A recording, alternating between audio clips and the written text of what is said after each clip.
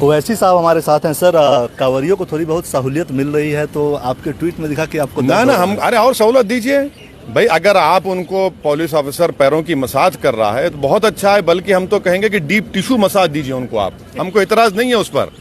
आप भारत के tax payers के पैसों से हेलीकॉप्टर से फूल बरसा रहे हैं, बहुत अच्छा कर रहे हैं, करिए।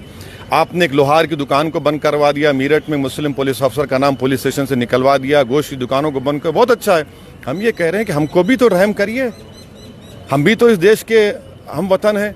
हम कोई मार्स से नहीं आए हैं ना। जब आज़ादी के 75 साल हम मना रहे हैं तो इस देश की आज़ादी में हमारा भी खून बहा है।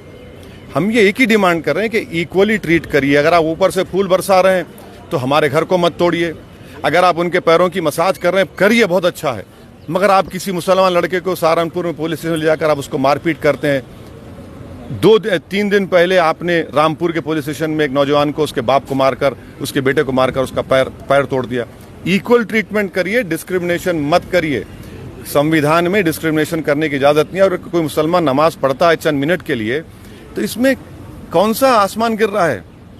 क्या अगर आप पब्लिक पार्क्स में जाइए, क्या वहां पर आपको रिलीजन नजर नहीं आता? आप किसी गवर्नमेंट के दफ्तर में लिफ्ट में जाइए, आपको रिलीजन नजर नहीं आता?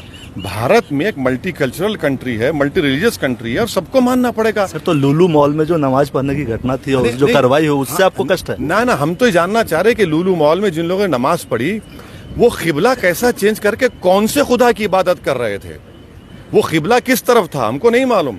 और 18 सेकंड में नमाज पढ़ते, हम भी नमाज थोड़ा पढ़ लेते हैं, मगर 18 सेकंड में नमाज पढ़ ली। अच्छा, अगर प्राइवेट जगह पर अगर आप नमाज पढ़ते हैं तो क्रिमिनल केस नहीं बुक होता, सिविल लायबिलिटी आती है आप पर।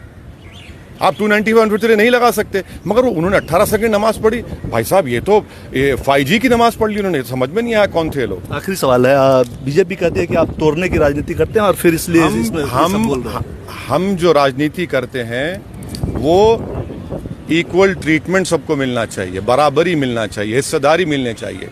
उत्तर प्रदेश की सरकार को समझना चाहिए कि आप संविधान के तहत सरकार चलाते हैं और उत्तर प्रदेश और भारत का कोई रिलीजन नहीं है, मजहब नहीं है, सबका मजहब है। आपकी भावना है तो दूसरों की भावना भी, अगर आपकी आस्था दूसरों की भी आस्था है। अगर आप एक से इक्वली ट्रीटमेंट कर रहे हैं तो वैसा ही हमसे भी ट्रीट करिए। उसमें आपको तकलीफ क्यों हो रही है? यही तो मैं कह रहा हूँ ना। शुक्रिया सर। कुमार गौरव, के नेता ओवैसी साहब हमारे साथ मौजूद हैं। ओवैसी साहब, क्या कांवड़ यात्रा को लेकर